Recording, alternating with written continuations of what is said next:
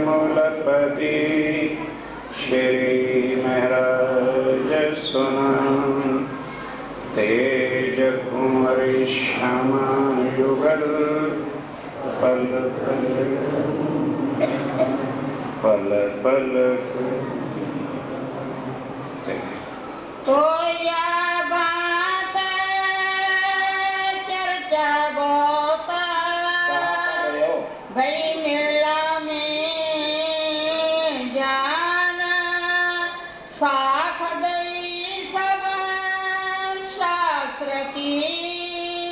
अविगत गति जो परमान अवगत गति जो परमान 35 के बरस में।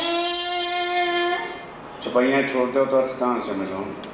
धूमकेतु का तारा नहीं बड़ा, 6 मास नहीं पड़ी। धाम के धनी पार ब्रह्म सच्चिदानंद स्वरूप विजय अभिनंद बुद्ध निष्कलंक अवतार आप अक्षातीत श्री कान्हा जी महाराज ने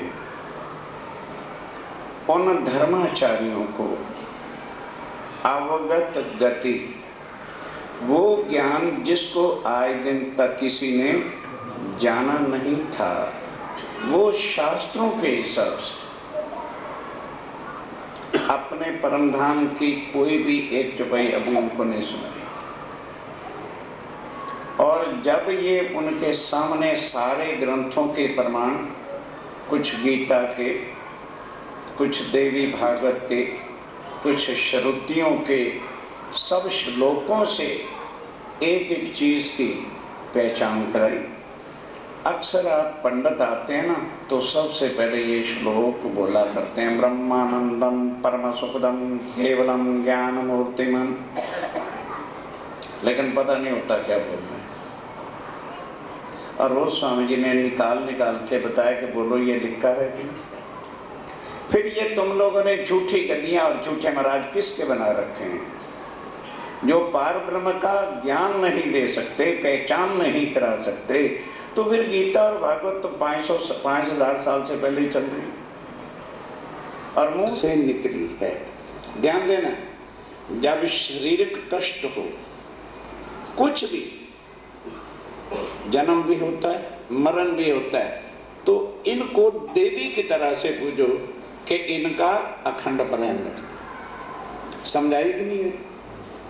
इसी कुलजम स्वरूप साहब का अखंड प्रेम रख दो तो दुख और सुख सब बराबर और अखंड सुख की प्राप्ति की, कोई भी कष्ट संकट का रहने वाला नहीं। पर उन्होंने क्या नियम बना दी, ना ना ना ना ना, सूतक हो गए, स्वरूप साहब घर में ले जाना, तुसी पापी हो जाए। अब हम डर जाते हैं, अरे महाराज श्री जी कह रहे, इतने बड़े कह रहे हैं, ना ना ना ना ना ना, पंडितन हो शब्द कहाँ डाल दिया। जिनकी हम पूजा करना चाहते हैं कहाँ डाल रहे हैं। तब अब बोले कौन आगे से, आचार्य श्री, कि सबको पता चल गया कि हम झूठ निकाल के बताएंगे ये तुम्हारा ग्रंथ है, पढ़ो क्या लिखा है। क्या मैंने लिखा ये ग्रंथ? अब सारे के सारे चुप। भाई ग्रंथ भी हमारे हैं और बताए भी हमको जा रहा है, तो दोष तो हमारा है कि हमने सच्चिदानंद के स्वरूप की पहचान की नहीं। अब ये लिखा था कि जो उस पार ब्रह्म की पहचान कराएगा वही खुद पार ब्रह्म होगा। अब सब ने इस बात को स्वीकार किया। 1735 के साल में और सबसे बड़ी बात क्या लिखी हुई थी कि जिस साल वो जाहिर होंगे तो धूमकेतु का तारा जिसकी 7 पूंछल होती, वो रात को नहीं निकलता, वो प्रातः 7:30 बजे के करीब निकलता है। वो निकलेगा तब। अब आखिरी अड़ंगी थी उन्होंने लगाई कि जी अच्छा, शास्त्रों में लिखा है कि जब विजयानंद बुद्ध निष्कलंक अवतार जाहिर होंगे तो तब धूमकेतु का तारा भी सवेरे निकलेगा। अभी तक तो आपने हमें दिखाया नहीं। और दूसरा, उस साल का 1 महीना भी कम होगा हिंदी के हिसाब से, तीसरे साल 6 मास हो जाती है और फिर अगले महीने को डबल करके समय पूरा कर देते हैं। 11 महीने का उसको जो है साल कहते हैं। 1 महीना कम होना चाहिए। है गई 1 मास की। अब स्वामी जी ने कहा भाई बड़ी अच्छी बात है, जंत्रियां निकालो देख लो 1 महीना कम है कि निर्मल मास चल रहा है। ठीक। उनका बाकी रहा धूमकेतु का निशान। वो सुबह 7:30 बजे तुम हरिद्वार के अंदर ही पहले देखना, घूमता हुआ 7 पूंछल वाला तारा तुमको नजर आ जाएगा। समय जगत व्याचेत। सुंदर शाह जी दूसरे दिन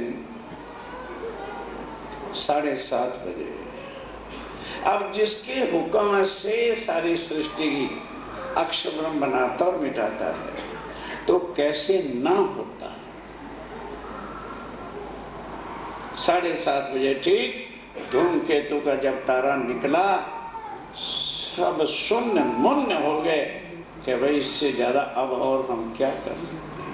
तब सब ने मिलकर स्वामी जी के चरणों में शीश झुकाया कि आप ही विद्या विनंद बुद्ध निष्कलंक अवतार पार ब्रह्म के स्वरूप हैं। माना तो सही, लेकिन किसी ने भी तारतम क्यों गद्दी जाती। अगर शिव जी के चरणों में आके तारतम ले लेते तो उनकी पूजा कौन है। सुंदर साथ जी, ये इतना गहरा कुआं है। तभी स्वामी जी ने चिंतामणि को कहा था, छोड़ो रे मान गुमान ज्ञान को, एक खड्ड बड़ी है। इसमें जो एक बार गिर गया वो दूसरों को क्या निकालेगा, खुद सारी उम्र नहीं निकल सकती। क्यों? दुनिया की क्या, दुनिया की चिंता है, अपनी आत्मा के कल्याण का किसी को भी चिंतन नहीं है। साके विद्या विनंदन के तब साका साल वान का जो 1600 चल रहा था, उससे चलना बंद हो गया। और किसका साका शुरू हुआ? विजया अभिनंद बुद्ध निष्कलंक अवतार, जो आज 321वां साका यानी वर्ष चल रहा है। पुकारे सब कलाम, सब ग्रंथों में ये चीज लिखी है, ताको सबे पढ़ते, सब पढ़ते भी हैं, पर भूली खलक तमाम, पर किसी को लेना देना नहीं। हर को कहता है हमने क्या लेना देना, जो होगा देखी ही जाएगी। जो होगा कब देखोगे भाई? जब यम के दूत सामने होंगे फिर क्या देखोगे? आखिरी सांस पे केवल यम के दूत होते हैं सामने। जो कुछ देखना है अब देख सकते, समझ सकते हो, अपने कल्याण का वो मार्ग ढूंढ सकते हो जो देवी देवताओं को आज की तारीख तक नहीं मिला, उनको सबसे लास्ट में मिलना है। क्यों? मानव तनों के अंदर परम धाम की आत्माएं आई हुई हैं। इसलिए इतना प्यार स्वामी जी ने आके हर मानव के लिए किया है। और जिनकी बुद्धि उलझी पड़ी है और रूढ़वादिता में फंसे हुए हैं, उनको कौन निकालेगा? सूर्य निकल आने पर भी अगर कोई कंबल ताल के सो जाए तो कहे भाई उठ जा, अरे अभी तो आधी रात है, अंधेरा है मेरे कंबल में, तो उसका इलाज क्या करें? तो स्वामी जी ने कहा वाणी में, उल्लू क्या जाने उगया सूर्य। नहीं समझे? जैसे सूर्य निकलता है तो उल्लू अंधा हो जाता है, और अंधों का दुश्मन नूर। ना अंधे बेचारे सूर्य को देख सकते हैं, ना उल्लू देख सकते हैं। तो स्वामी जी कहते हैं उस उल्लू को हम क्या समझाएं? जिन्होंने रूढ़वादिता की चद्दरें ओढ़ रखी हैं, तो फिर वो किस तरह से जो अपनी आत्मा का कल्याण करेंगे? जीती फौज सिरे संसार की, जीती फौज सिरे संत। हिंदुओं की फौज के कप्तानों को सबको नीचा दिखा दिया। कार्य कारण विस्तार, एक कार्य कारण पहले से सतयुग से लिखा हुआ था कि जब विद्या विनंद बुद्ध निष्कलंक अवतार पार ब्रह्म की शक्ति एक मानव तन में आकर के जाहिर होगी, तो वो अपनी पहचान खुद करें कि हम कौन हैं। तमाशा देखे, स्वामी जी कहते हैं वहां इन आचार्यों का तमाशा देखा जो सारी दुनिया के परमात्मा बने हुए हैं। अगर कह दें भाई आज का दिन शुभ नहीं है, अच्छा जी शुभ नहीं तो शुभ वेख के 10 देना। अब सुन लो, मैं अपने जीवन की बात करता हूँ। कुछ थोड़ा बहुत महाराज जी ने ये भी सिखा रखा कि कभी ये काम आ जाता भी। लड़के की शादी हुई, जिस पंडित से समझी उन्हें शादी करानी थी, वो कहने लगा जी इस दिन तो शुभ नहीं है। मैं कहा अच्छा। उसके बाद मैं एक अजान व्यक्ति बन के उनके पास चला गया, किंग्सवे कैंप हनुमान मंदिर में। बता भी दूं कहाँ ये इधर घटना हुई थी। मैंने कहा जी मैंने लड़के की शादी करनी है, आप डेट बता दो तो वही निश्चित कर लो। तो नाम मैंने बता दिया। कहते हैं भाई शुभ तो है। मैं कह जी ये बता दो मैंने शादी आपसे करानी। कहते फिर शुभ नहीं है। नहीं समझे? समझानी नहीं, क्योंकि उस दिन उसकी डायरी में पहले ही बुकिंग थी, तो शुभ कहाँ से होता। इसलिए शुभ भी अशुभ होते हैं, और हमारा ईमान उन पर है जो पंडित जी कह रहे हैं वही हमारे खुदा। इस तरह से वो हमारा खून पी रहे हैं और हम निचड़वा रहे हैं। सुंदर साथी जी, इस जन्म इनके हथकंडों से निकलना कोई दम परम धन की आत्मा रखेगी। क्यों? बाई चांस कोई मिस हैपेंड हो गया, अरे दुख सुख सबके साथ होता और कर रहे। पंडित जी ने कहा था ना शुद्ध नहीं है, 4 आग लगाने वाले साथ तैयार। इसलिए को डर के मारे दामी ही नहीं करते। सुंदर साथ जी निकलो इन चीजों से। मन के भाव से शुभ है और मन के भाव से रमेश आया क्या? हाँ वो बैठा है। सूर्य ग्रहण लगा हुआ था त्रिपुरा में। हम सुंदर साथ खाना खा रहे थे। हमने कभी सूर्य ग्रहण ग्रहण को देखा कुछ नहीं। यहाँ के कहता महाराज जी तुसी सारे रोटी खा रहे हो। भाई कोई पाप हो गया? सुंदर साथ ने मिलके आज प्रीति भोज किया था। कहने के बाहर ते सूर्य ग्रहण लगा है। मैं कहता ऐसी रोटी अंदर खा रहे हैं बाहर नहीं सकते। क्या हुआ? कुछ भी नहीं।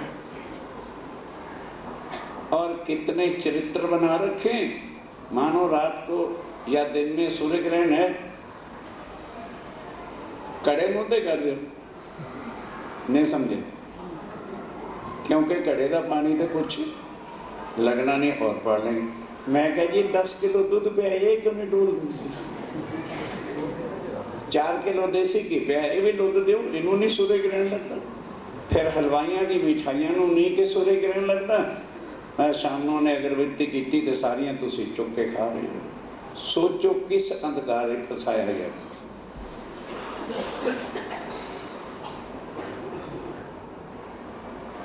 सोचो इनमें से स्वामी जी ने आके निकाला।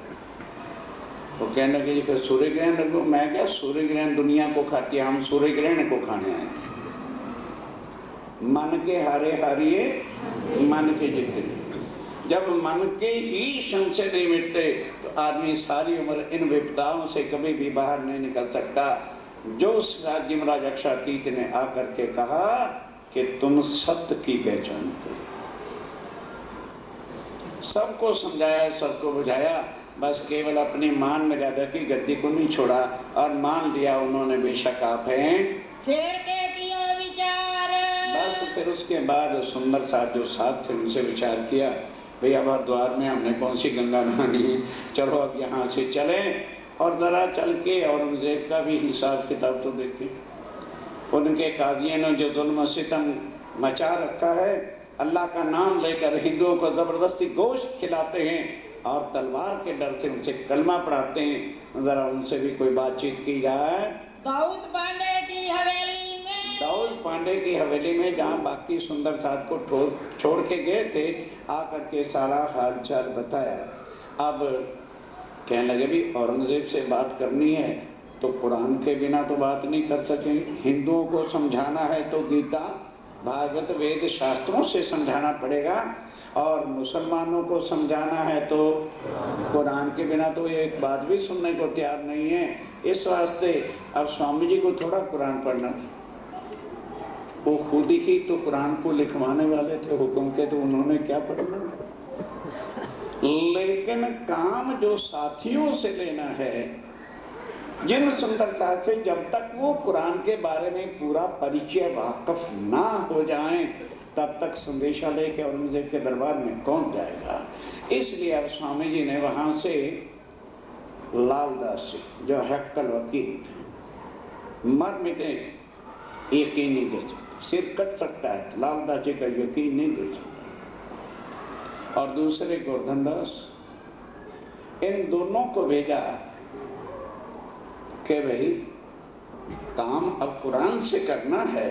सुंदर सा जी सुनिए, कई कहते हैं भाई आज दिन तक तो चर्चा ठीक थी, अब तो कुरान ही कुरान चल रहा है, तो क्या मैं आपको कलमा तो नहीं पढ़ा, लोटा दे के नमाज नहीं किसी को यहाँ पढ़ाई जाती, जानकारी कराई जाती है कि जिस कुरान से तुम्हें डर लगता है ना, स्वामी जी की वाणी को समझ दोगे तो कुरान तुम्हारी मुट्ठी में बंद होगा, कोई मक्के मदीने तक का काजी तुम्हारे सवाल का जवाब नहीं दे सकता, इतनी ताकत है प्राणनाथ जी की वाणी में।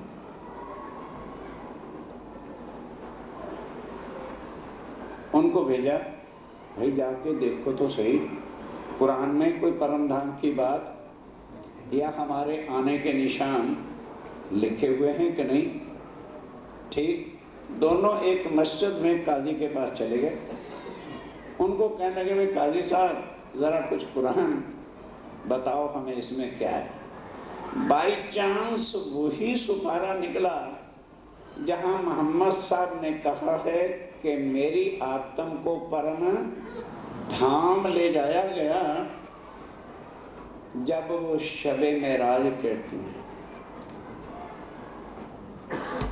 शबे मेराज का उनका एक बहुत बड़ा उत्सव होता है, त्योहार होता है। और मैंने परम धाम में क्या देखा, अल्लाह ताला की सूरत को देखा। 1,20,000 पैगंबर आए हैं, किसी ने ये नहीं कहा कि मैंने अल्लाह ताला की यानी पूर्ण में परमात्मा के स्वरूप को देखा। और वो स्वरूप कैसा था, अमृत सूरत, अमृत कहते हैं किशोर, जो शायद इधर सोई उधर भाषा का भक्त। और परमधाम कैसा है, 9 भूम 10वीं आकाशी, उसके सामने 7 बगीचे नूर ही नूर से भरे हुए, केले वही अनार अमृत जामुन नारंगी और बट। उनके सामने दरिया जोए, फारसी भाषा जोए कहते हैं जमुना जी को, और वो जाकर के मदियम सराय हौज कौसर में गिरती है। और उस दरिया के किनारे पर नूर ही नूर जैसी चमकती हुई रेती, वहां रेत नहीं है, नूर ही नूर हीरे जवाहरात बिखरे हुए हैं, ऐसी उसकी शोभा है। अब ये जब सारी बातें और शबे मेराज की बातें कि अल्लाह ताला ने मेरे साथ 90,000 हर्फों की बात की और कहा कि मोहम्मद जा दुनिया वालों को देवी देवताओं की मूर्तियों की पूजा छुड़ाकर, क्योंकि उस समय यहूदी ही यहूदी लोग थे, उनको मूर्तियों की पूजा छुड़ाकर मेरे ऊपर सजदे बजाने, नमाज पढ़नी, ये सारा कुछ सिखा। इसको कहते हैं 30,000 हर्फ शरीयत के। शरीयत मैंने जो वजूद से पालन होता है, आगे की पता नहीं। और 30,000 अगर कोई पैगंबर देवता मेरे काबल तू समझे तो उसको बात बताना, निराकार के पार की बात बता कि योग माया के ब्रह्मांड अखंड क्या है। और 30,000 जो मेरे परम धाम के, मेरी लीला के, मेरे स्वरूप के हैं, वो मैं खुद आकर के जाहिर करूंगा, तुझे उसे जाहिर करने का अख्तियार नहीं। वो सारी बातें कुरान में लिखी। जब लालदास जी ने पढ़ी तो लालदास कहते हैं, लोग कुरान तो अपना ही है, केवल भाषा का फर्क है तो हमें क्या डरना चाहिए? मुसलमान हमारा बिगाड़ क्या सकते हैं? काजी के पास से जब बाहर निकले, अब ध्यान देना, जो गंगा गए गंगादास और जमुना गए ओ गोवर्धन दास। कहते हैं लाल दास ज्यादा चतुर न बन, स्वामी जी को ये बात नहीं बताना कि पुराण में परम धाम की सारी बातें लिखी हुई हैं, नहीं तो मरवा देंगे मरवा। सामने आ जाए तो प्राणनाथ जी और पीछे चले जाएं तो मरवा देंगे। लालदास का दिल टुकड़े टुकड़े हो गया कि मेरे राज्य महाराज हम जैसे निकम्मे और निकृष्ट आदियों पर विश्वास रखते इतना बड़ा मोर्चा शरीयत से टक्कर लेने जा रहे हैं, ऐसे दगेबाज मुंह पे कहा नहीं अंदर सोच रहे हैं, तो ये सबको मरवा देंगे। अब लालदास कहता है ठीक है तू अपनी बात कहना, मैं तो बिल्कुल साफ जो कुरान में देखा है सुना मैं तो साफ कहूंगा। अब जब ये कह दिया मैं साफ कहूंगा, गोवर्धन दास कहता ले भी मरे ना, मैं इधर का रहा ना उधर का रहा, तो स्वामी जी के सामने मेरे पट्टा खोल देगा। अपनी चालाकी जताने के लिए भागा आगे आगे आगे भागता गया। लालदास समझ गया कि क्यों भाग रहा है। लालदास जी अपने आराम से जाके सांस भी ले रहा है। स्वामी जी बिल्कुल कुरान में अपने घर की बातें लिखी, परम धाम की बातें लिखी, आपका आना भी लिखा है और हमारा समोनों का जागना भी लिखा है, सब कुछ कुरान में लिखा है। अच्छा भाई ये लालदास जी ने सुन लिया कि ऐसी बातें कर रहे हैं। कहते स्वामी जी आप जो इतना बड़ा काम सिर पे लेके कर रहे हैं और हम सुंदर साहब के सहारे पे कर रहे हैं, हमारे पे भरोसा ना करना, हम नीच हैं, दुष्ट हैं, पापी हैं। जब आपकी चटाई पर आते हैं तो आप हमारे प्राणनाथ, और जब हम बाहर चले जाते हैं तो हम यही कहते हैं कि ये बात किसी को ना कहना, पूछो इससे गोवर्धन दास उनको क्या डर था। यहाँ के सुंदर जी नाम नहीं बताएंगे ताकि मेरी यराना उधर से खत्म ना हो जाए, ऐसे धोखेबाज यहाँ बैठते हैं। भाई कोई बात है इस पर ना, अजी नाम ना कहना, आप उसको कह दोगे फिर मेरी कट्टी हो जाएगी। ऐसों को रख के क्या करना, ऐसे बेयकीने विश्वास से आदमी को करना क्या है। अब जब सारी बात लालदास जी ने बताई, गुस्सा तुमने कभी देखा होता तो आग में जल गए स्वामी जी। अक्षरातीत को इतना रेश आ गया कि ये कमबख्त आत्माएं और संसार में आकर के ये कर रही हैं। एकदम गुस्से में आके कहा उठा लालदास ग्रंथियां से मुझे जागनी करनी है, चल गोवर्धन दास तू सूरत का महाराज बन, भाग जा यहाँ से। मुकुंद दास को निकाल दिया, जो पंडित थे उन पर विश्वास नहीं किया, निकाल दिया कि पंडित दगेबाज, निकाल मुकुंद दास को निकाल। बस उस समय दिल्ली में और तो कोई साधन होता नहीं था, और कुरान की बातें करने से पहले जो माताएं बहनें और वृद्ध सुंदर साथ थे उनको अनूप शहर साथ लगता बुलंदशहर जिला वहाँ छोड़ा हुआ था। बस आज भी चांदनी चौक की तरफ आप जाएं तो ऊंट और पीछे उसके एक रेडी से लगी होती है, उसको पूठी कहते हैं। उस समय आने जाने का साधन वही होता था, एक पूठी किराए पे लेके चल गए।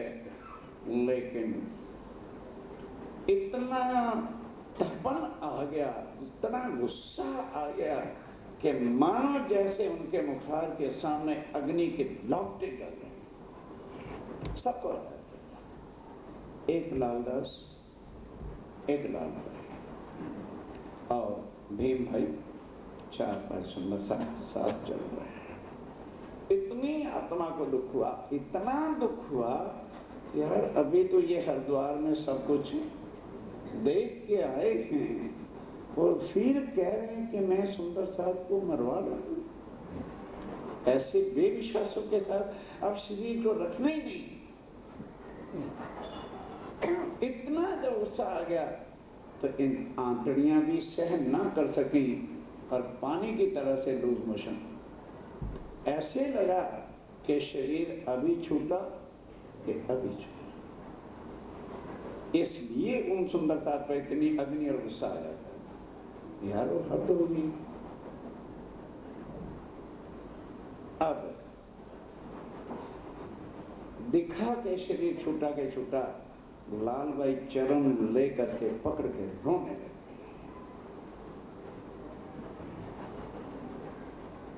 और शरीर हकीकत में छूट गया। शरीर छूट गया, खत्म हो गया। तब उस समय 5 शक्तियां तो थी पर साक्षात राज्य महाराज नहीं थे। अब राज्य महाराज अंदर आके बैठे 5 शक्तियों के सह। तब स्वामी जी को फिर होश आई, कहने के लाल भाई अभी समय नहीं हुआ, अभी बहुत काम बाकी है, चिंता मत करो। तब वहां सनंद ग्रंथ जो कुरान का पूरा टीका ट्रांसलेशन है,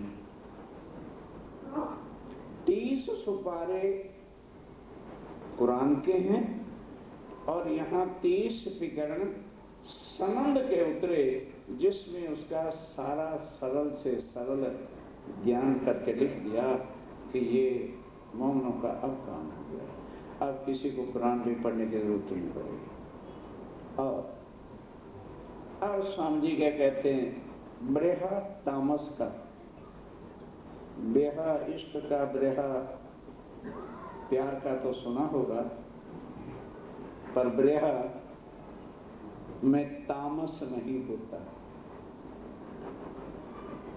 गुस्से की बात ही चल रही ना, फिक्र नहीं गुस्से का होगी। जब ब्रेहा होता है, आत्म तड़पती है, तो गुस्सा स्वाभाविक चीज है। वो गुस्सा दुनिया वाला गुस्सा नहीं। उस गुस्से को कोई पढ़ लेगा तो उसे समझ लग जाएगी कि ये क्या मिल रहा है। वो पढ़ना बड़ा कठिन है, क्योंकि बेइज्जती साड़ी जल्दी हो जाती है ना गुस्से में। अब वो विकरण है ब्रेहा तामस का।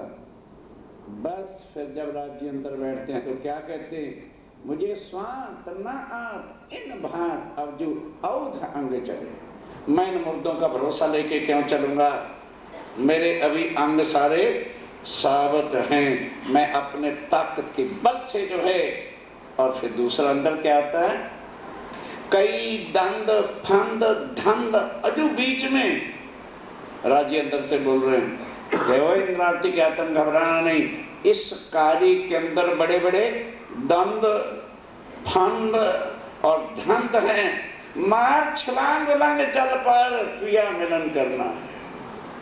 इन सबको पार कर जा, धनी तेरे सामने खड़े हुए। 8 रुपयों का विवरण है, ट्रांसलेशन टीका किया हुआ है, पर पढ़े कौन, क्योंकि फुर्सत वाणी के पढ़ने की फुर्सत नहीं। सुंदर साहब जी तब जब देखा तो शेख बदल वगैरह साथ थे। अनूप शहर पहुंचे। अनूप शहर में जाते कहा, शेख बदल ले जा सनंद में, जा जामा मस्जिद में पढ़ के सुना दे।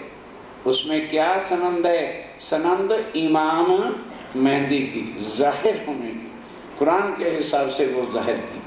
और कुरान मोहम्मद साहब की पहचान के मोहम्मद कौन है, सब लाल ही लाल कहा वही, और हो गए सब दर्द, और लाल कोई ना हुआ बिना एक मोहम्मद के। 1,72,000 पैगंबर, 24,000 पैगंबर हुए मुसलमानों, लेकिन किसी ने ये तो नहीं कहा मैं अल्लाह ताला से मिल के आया हूं। एक मोहम्मद ने कहा, और एक ने परम धाम बताया। उसी मोहम्मद ने उनके स्वरूप का बताया, सारी लीलाओं का बताया, और ये भी बताया कि वहां पर 12,000 मोती बैठे। और वो चुप थे, उनका मुंह बंद था। तो मोहम्मद साहब कहते हैं मैंने उनको अल्लाह ताला से पूछा इन मोतियों के मुंह पर कुल्फ क्यों? उन्होंने कहा इनका कुल्फ तेरा दिल, तब खुले जब आओ मिल अक्षर की आतन, और ये सारे मिलके आ जाओ भाई तो साहब का मुंह खुल जाएगा। ऐसे ऐसे जो अर्थ थे सारे खोल करके स्वामी जी ने बताया। शेख बदल को कहा जा लेगा। अब क्या होता है ध्यान से सुनिए। शेख बदल विदा हुए। शेख बदल मर मिटने वाला था। जो यकीन मुसलमानों का होता है हिंदू का हो ही नहीं सकता। वो फिर तू गिरतो नाथ होते हैं। कोई बिरला लालदास निकलता है हर एक का, क्योंकि उसने अपनी अकल से छांट कांट करनी होती है। ये क्यों, ये क्यों, ये क्यों? और मुसलमान ने ये देखना है इस्लाम खतरे में है, मरना है या मारना है। अब शेख बदल को कहा किसी हिंदू को नहीं कहा ले जा सनम में और जाकर के जुमा मस्जिद में पढ़, और जा जहां औरंगजेब जाता वहां भी पढ़। लालदास उसी वक्त शेख बदल ने प्रणाम किया, चल दिया। अब जुम्मा मस्जिद आ जाता है, पहुंचे दिल्ली शहर में। दिल्ली शहर में आ गया नूर शहर से। वक्त जुम्मे नमाज, जुम्मे की नमाज का दिन था। ईदगाह चला गया। वह वहां से ईदगाह चला गया। मैं पैगाम पहुंचाऊं आज कि मुझे स्वामी जी ने कहा था कि औरंगजेब को पैगाम देना है और आज मैं अवश्य मिलूंगा। अब ईदगाह में तो हजारों लाखों जो है मुसलमान खड़े हुए थे। जितना कहूं एक ठौर है। अब किसी का चित्त एक ठौर ही नहीं, इतनी भीड़ में कोई कहीं है कोई कहीं है, किसका ध्यान कहीं है, किसी का कुछ है। शेख बहुत पुकारे। शेख बदल ने बहुत प्रकार की कि मुसलमानों फर्दा रोज आ गया है, अल्लाह ताला की वाणी कलाम उतर आई है, सुनो। बहुत आयतें भी पढ़ के सुनाई, बहुत सनंद ग्रंथ के विकरण भी सुनाए। देखा गजाओ का बड़ा जोर है। और लेकिन देखा कि ये तो शरा का बहुत जोर है, यहाँ कोई सुनेगा नहीं। कोई कहे हिंदवी ने, कोई कहे भी तेरी बातें तो सच्ची है पर भाषा हिंदवी में है, इसलिए ना बाबा ना हिंदी भाषा देखना जो है वो पाप है, हम इसको नहीं देख सकते। लिखे कलाम, ये जो कलाम लिखी बरहक है, सच्ची है, पर शरीयत कहती है कि हिंदी की लिखी किताब पर विश्वास नहीं करना। इतनी कड़ी काजियों ने शरीयत बनाई हुई थी, औरंगजेब ने नहीं बनाई। इन बातें सुन के, इस तरह की बातें सुन के फिर आए अपने ठौर। फिर बेचारा हार करके अपने ठिकाने आ गया जहाँ ठहर रहा था। धनी बेग की हवेली में, धनी बेग की हवेली में जाए पहुंचे और वहाँ बड़े बड़े काजी इकट्ठे होके कुरान की बातों पर बहस किया करते थे। वहाँ चला गया, सनंदे बात चलने लगे। वहाँ जाके सनंदे पढ़ने लग गया। बिना एक मोहम्मद की सनंद पढ़ी भी। तुम 1,20,000 पैगंबर कैसे कहते हो? पैगंबर तो वही है जो किसी से मिलके आवे और उसकी कही हुई बातों का संदेश देवे। तो जब कोई ये कहता नहीं मैं अल्लाह ताला से मिलके आया हूँ, तो उनको पैगंबर क्यों कहते हो? पैगंबर तो केवल एक मोहम्मद हुआ है जिन्होंने कहा मैं अल्लाह ताला से मिलके आया हूँ। क्यों कुफर बोला? तो तब सारे काजी कहने लगे अरे तू एक बहुत बड़ा गया, कुफर की बातें क्यों करता है? क्या आज दिन तक जितने पैगंबर हुए क्या झूठे? खबरदार ऐसी बात की तो है एक मोहम्मद अलैहिस्सलाम, एक ही मोहम्मद को तू पैगंबर कहता है। इतने पैगंबर पे इतने पैगंबर 1,20,000 हुए हैं, तिनका नहीं नाम, तू किसी का नाम ही नहीं लेता। तब शेख बदल सो झगड़ा हुआ। इतना जो जुनूनी होते हैं वो झगड़ने में लग पे, उससे पीछे फिर के तब फिर वापस आ गया कि भाई कहीं ये कम वक्त लोग दूसरे तरीका ना अपना लें। तो चलो दिन 2-4 दिन में उधर से स्वामी जी भी आ गए। अनूप शहर से आए श्री राज। आज श्री राज्य महाराज जी साहब लौट के आ गए। बुलाया शेख बदल को। अब शेख बदल को बुलाया और पूछा, कहने लगे जी मुर्दों में दम कहाँ से है? किसी को जो है कुरान की लगी नहीं, बस शरीयत के पक्के, ये बात सुनने वाले नहीं है। अच्छा, अब स्वामी जी ने कहा भाई ये कुरान और सनंद जब तक एक करके मैं इनको नहीं बताऊंगा मोमिनों को, तब तक मोमिनों का यकीन पक्का। जैसे आज हम आपको सुना रहे हैं और सीधी सादी तरह से बात कह देते समझाते ना, तो शहजादे सुंदर साथ आते ना, यार अब तो मजा कितना हो गया, अब तो अल्लाह अल्लाह मोहम्मद ही मोहम्मद कहने लगे। अल्लाह मोहम्मद में कोई फर्क नहीं, हम कहते हैं अक्षरा, वो फारसी में अल्लाह कहते हैं, और कुछ भी अंदर नहीं है। परम धाम की बातें आप सुन रहे हो, परम धाम की बातें कुरान में है, लेकिन सिर्फ भाषा का अंतर होने की वजह से हम लोग कुरान को नहीं देखना चाहते और मुसलमान हिंदुओं के ग्रंथों नहीं देखना चाहते। ये बीच में आड़ा घुसा हुआ है। फिर बैठे विचार को, फिर विचार करने लगे, क्योंकि ये ज्ञान किन के वास्ते है? जो आत्माएं परम धाम से उतरी हैं। परम धाम से कोई हिंदू आया तो हाथ खड़ा करो, लेकिन बन गए यहाँ हिंदू। वजूद से तो हम देख रहे हैं अपने आप को, आत्म से पहचान नहीं कर रहे। लेकिन परमात्मा वो आया है जो सबका, वो हिंदुओं के वास्ते भी वैसा है और मुसलमानों के लिए भी वैसा है। ये है निजानंद संप्रदाय, जो सबको एक रस करती है। मुसलमानों को समझाने के लिए कुरान का ज्ञान जरूरी होगा और हिंदुओं को समझाने के लिए शास्त्रों का ज्ञान जरूरी होगा। सिख भाइयों को समझाना है तो गुरु नानक देव जी की वाणी का ज्ञान जरूर होगा। जो अमृतसर के बड़े जो है ज्ञानी को भी नहीं पता कि नानक धन सुहागनिया कौन, हम खुद कहते उत्तर नहीं दे सकते। एक विधवा को उन्होंने कह रही है सुहागन नार है कि इसका पति मर गया। मैं कहा ज्ञानी जी पंजाबी बोल रहे और एक रांड को तुम सुहागन कह रहे हो? कहते फिर हमारे तो इदा ही कहते हैं। मैं इदा नहीं कहते। आत्मा सुहागन नार जब तक नहीं बनती तो धिक्कार है जीवन पर। गुरु नानक देव जी ने कहा खसम पहचाने शाबाश। वो इंसान यदि जीते जी तूने अपनी आत्म के खसम प्राणनाथ को पहचान लिया है तो तेरे शाबाश, नहीं तो तेरे जैसा कोई कमजार नहीं, नीच नहीं, दुष्ट नहीं। इतना लिखा है गुरु नानक देव जी की वाणी। गाए जा रहे हैं 2 in 1 में आ रहा है, हा गुरबाणी आ रही, क्या आ रही है पता नहीं, फायदा क्या? सबका साथ स्वामी जी ने निकाल के रखा हुआ है वास्ते परम धाम के आत्म ब्रह्म सृष्टियों के लिए, ताकि जिसको जो मिले तुम्हें उसको उसकी वाणी से समझाओ ताकि उसके संशय मिट जाएं।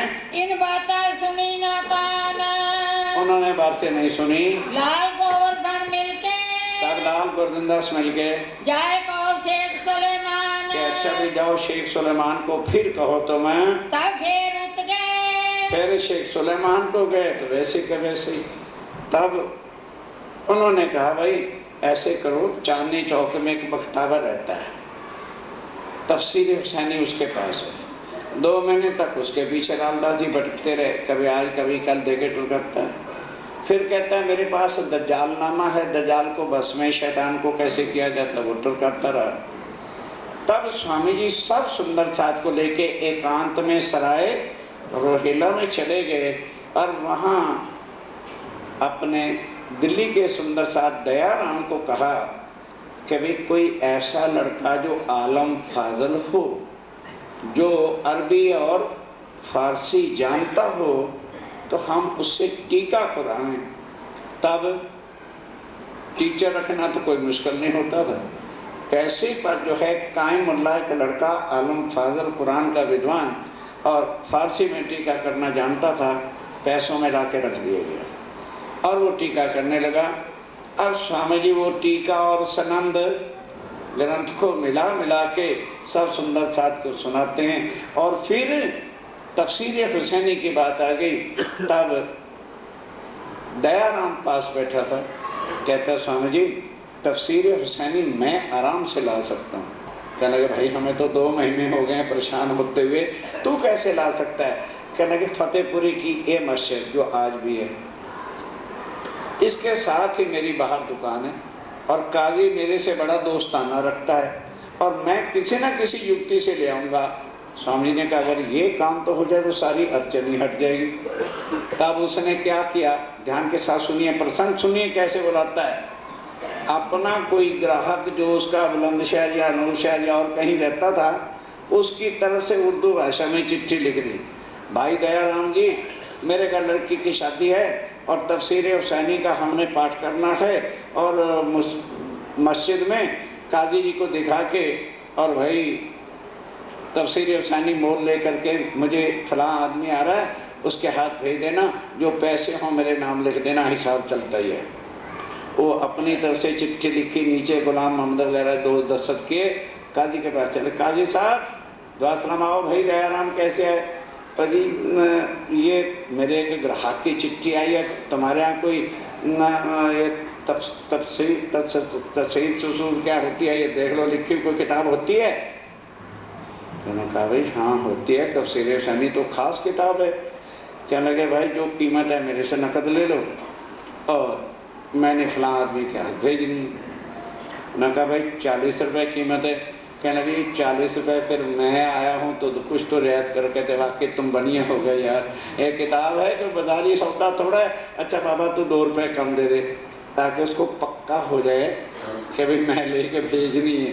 बस लेके तफसीर हुसैनी, ना दुकान देखी ना तो, नौकर को कह दे भाई संभालना मैं आता हूँ, भागा वहाँ से सीधा सराय भला, भागता भागता आया, रास्ते में सांस भी नहीं लिया, आके श्री जी के चरणों में मत्था टेका, स्वामी जी ये आपके हुक्म से ये काम तो हो गया, मैं तफसीर हुसैनी ले आया हूँ।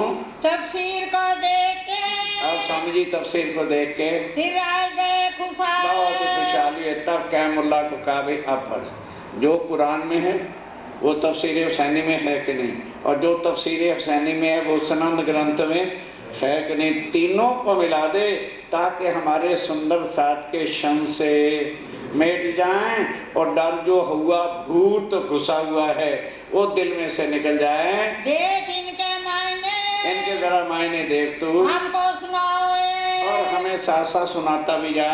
प्रथम इन्ना इंजुल्ला, तब सबसे पहले 30वें सुपारे की आखिरी सूरत, इन्ना इंजुल्लाहु फी लैलतुल कद्रे, फी लैलतुल कद्रे मा वदरका, अर्श अज़ीम में अल्लाह ताला ने अपनी रूहों और फरिश्ते ईश्वरी सृष्टियों को उतारने के लिए मोहम्मद साहब को बताया कि 1000 महीने की रात होगी जब मैं अपनी आत्माओं को और ईश्वरी सृष्टि को दुनिया में उतारूंगा। अब जाओ, इतने काजी हैं, किसी को यार बना लेना, उनसे पूछना भी वो 1000 महीने की रात कौन सी है। 1000 महीने से बड़ी रात 120 वर्ष सतगुरुदेव चंद जी के जन्म से लेकर तभी तो रूहें उतरी, रूह अल्लाह मिसल गाजियों मोमिन उतरे तब। और फिर उन्होंने कहा कि मैं इसी रात के बीच में उन आत्माओं के लिए खैर बरसाऊंगा, खुराक बरसाऊंगा, जिसको वो खा के दुनिया में जिंदा रहेंगे। 120 वर्ष में ये वाणी उतरी, ये हमारी आत्माओं की खुराक है। अब एक इस तरह से सारे महीने जब खुले, सूरत इन पड़ी, जब सूरत पड़ी, जामे 3 तकरार, सुनो, पारा कहते हैं प्रकरण को और सूरत कहते हैं अध्याय को और आयत कहते हैं चौपाई को, इतना फर्क है और कुछ नहीं। भाई थोड़ा सा ध्यान करो, बिल्कुल सनद पढ़ना, कुरान का एक एक अर्थ आपके हाथ में आ जाएगा। इशारतें सारी खुली, सब जो जितने इशारतें, इशारों से बातें लिखी हुई थी सारी खुल गई। जो लिखी परवरदिगार, किसने लिखी? परवरदिगार राज्य महाराज ने हुक्म दे करके मोहम्मद से लिखवाया था। हम ही थे ब्रिजराज में। और क्या लिखा है कि अल्लाह ताला दुनिया में आएगा तो 6 दिन रहेंगे और 6ठे दिन जुम्मे की नमाज अपने मोमिनों को इकट्ठा करके पढ़ाएंगे और जो वो जुम्मे की नमाज पढ़ लेगा वो सीधा परमधाम चला जाएगा। अब लिखा है तो वो अर्श में चला जाएगा। अब इन काजियों ने 6 दिन कौन से गिन रखे हैं? इतवार, सोमवार, मंगलवार, बुधवार, जुम्मेरात और जुम्मा फ्राइडे। और हर फ्राइडे को जो है नमाज पढ़ते हैं ईदगाह जाकर कोई भी अर्श अजीम पहुंचा? बोलो क्यों? क्या कुरान झूठा था? खुदा ने कहा मैं दुनिया में आऊंगा, 6 दिन रहूंगा। ये दिन किसके हैं? ये ब्रह्मा विष्णु महेश के दिन है। वो इस दुनिया के सब कुछ करता है। और राज्य का दिन कौन सा? पहला दिन ब्रज का, दूसरा दिन रास का, तीसरा दिन अरब का, चौथा दिन सतगुरु श्रीधनी देवचंद जी के तन में बैठ के लीला करने का, और 5वां दिन विजयाविनंद बुद्ध निष्कलंक अवतार स्वामी जी के स्वरूप में जाहिर होने का। फिर 6ठे दिन वो अपनी उम्मत को इकट्ठा करके नमाज पढ़ाएंगे ना। ये नमाज हो रही, ये है जुम्मे की नमाज। अब इस नमाज को पढ़ के जो राजी से संबंध जोड़ेगा कहाँ जाएगा? ये है 6ठे दिन की नमाज। अब वो महीने कहाँ से खोलेंगे? क्योंकि उनकी चाबी तुम्हारे हाथ तारतम का ज्ञान है। जिस ग्रंथ के भी मैंने खोलने जाओ, ये तारतम की शक्ति है, तारतम कोई मंत्र नहीं। इस ज्ञान को कहते हैं। इसका मतलब नहीं कि अगर मुझे कुरान आ गया या उसके भेद राजी कृपा से आ गए तो मैं मुसलमान हो गया। इतने सुंदर सा कुरान सुनते हैं। बोलो किसी के हाथ में हमने लोटा दिया? क्या किसी से नमाज पढ़ाई? क्या किसी से रोजे रखवाए? वो उन मुसलमानों के लिए शरीयत का है, और हमारे लिए हकीकत और मार्फत की बातें जो हमने आत्म के द्वारा अपने राज्य के चरणों पर अपने को अर्पण करना है। ये तो वही बात है। और ये बात सुनकर के क्या कहते हैं स्वामी जी? जो हमको कही थी कि हमको कही थी तो किसने? श्यामा देवचंद जी महाराज ने कि ऐ महाराज ठाकुर, जब तेरे तन में राज्य मेरा युगल स्वरूप बैठेंगे तो कुरान की सारी बातें तेरे से खुलेंगी। ये तो वही बातें हैं। इन्ना तेना सूरत इन्ना सूरत पढ़ी मुल्ला ने, जब मुल्ला ने पढ़ी, जब ना पाल ताल की। कान खोल के सुनो, उसमें ये लिखा है कि जमुना पाल ताल किनार सब कुछ। ताल किसको कहते हैं? हौज को सुन। एक एक बात कुरान के अंदर लिखी है। हकीकत पाई का सारी हकीकत वाली। और फिर मोमनों को बैठ के चट्टा सुनाते हैं कि बोलो मोमनों, अब तुम्हें किस बात का डर है? तुम्हारे परम धाम की बातें लिखी हैं। श्री जमुना जी हौज तो से रंग मोहन भूम 10वीं 81 मूल मिलावा लिखा है। वो किताब तुम्हारी है कि तुम्हारे डर के वास्ते?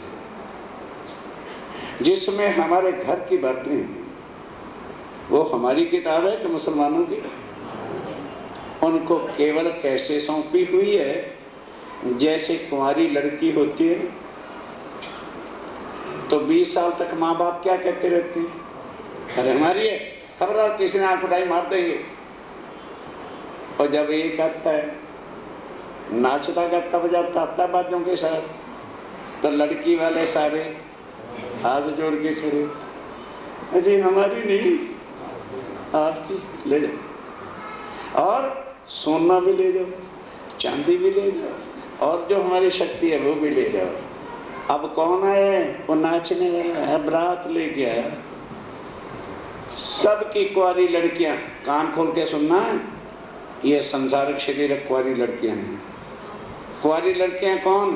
कुरान, ग्रंथ साहब, वेद, शास्त्र, कुरान, बाइबल सबको ब्याह के अपने पास बांध रखा। वो पढ़ते रहे, वो कहते रहे मेरी है मेरी है, हमारी है हमारी है। उनकी है ही नहीं, सबकी है ही नहीं। सब कुछ जिन्होंने करवाया था आके सब ग्रंथों को अपने मुट्ठी में बंद कर लिया। एक खुशहाली अपनी, बस सब खुशहाली कि ऐ मोमनो इसको पढ़ो और खुश हो कि अब औरंगजेब के दरबार में जाकर कुरान से काजियों का सिर नीचा करना हमारे लिए कोई भी मुश्किल बात नहीं है। पहुंचाई सब साथ है। तो सब सुंदर साथ को बैठ के समझाया, और सब सुंदर साथ को जो पता चल गया, कहने लगे भाई अब, कहने लगे स्वामी जी अब ऐसे करो, सराय रोहिला को छोड़ो, वहां चलते हैं चांदनी चौक में, और वहां बैठ के हम काम करें। अब आए तो चांदनी चौक में एक हिंदू की हवेली किराए पे ले ली और वहां चर्चा किसकी होने लगी? कुरान की बातें होने लगी। वो हिंदू क्या डर, क्या लगे ये स्वामी जी टीका लगाते हो, धोती पहनते हो, करते हो अल्लाह अल्लाह, क्या मुझे भी मरवाना है क्या? मेहरबानी करके हमारी हवेली खाली करो। अक्षरातीत को ना हिंदू जगह देते हैं ना मुसलमान जगह देते हैं। लालदास कहते हैं स्वामी जी देखा ना माया, वो बड़ का पेट है, उसमें ना हिंदू को कष्ट होना है ना मुसलमानों को, चलो उसके नीचे डेरा ला ले। मोमिनो मारा अपने सिर पर कि राज्य हमारे हमारे लिए इतने दुखी होते फिरते हैं, तुम चंडाल वजूद की आंतों में मरते फिरते हो, पेड़ों के तरह डेरा लगा रखा।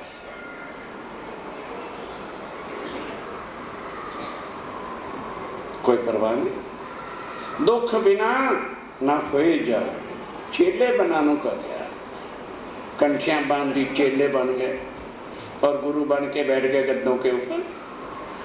अक्षरातीत ये काम करने नहीं आए। अब वहां बैठ के अब स्वामी जी सब मोमनों की राय से काम करते हैं। बोलो भी अब क्या करना है? तो लालदास कहता है स्वामी जी करना क्या है? औरंगजेब से मुलाकात का एक ही हमारा सुझाव है कि उसके दरबार के 5 बड़े यार जो दोस्त हैं, एक है शेख निजाम, हो सके तो याद कर लेना, ना तो ना रखना। शेख निजाम कौन है? राज गुरु, जिसको कहते हैं उस्ताद। औरंगजेब का जो उस्ताद था, राजगुरु था, उसका नाम था शेख निजाम। और एक उनका जो शरीयत का सबसे बड़ा काजी था, उसका नाम था शेख इस्लाम। 2 और तीसरा था सीडी पोलाद, जो सबसे पुलिस का बड़ा अफसर था, वो दरबार में रोज किसी ना किसी केस से जाता था। एक था आकल खान, जो सबको बड़े बड़े काजियों को भी कुरान पढ़ाता था। एक था रजवी खान, जो औरंगजेब के दरबार का पीए था और असिस्टेंट था। कहना कि जी इनको क़यामत के निशान लिख करके भेजे जाएं और फिर उनसे मायने पूछे जाएं। अब ध्यान के साथ एक बार बताऊंगा, क्योंकि ये विषय बहुत बार आएगा, दोबारा नहीं रिपीट करूंगा। क्या लिखा कि ए काजी साहबान, क़यामत का वक्त आ गया, 11वीं सदी आ गई।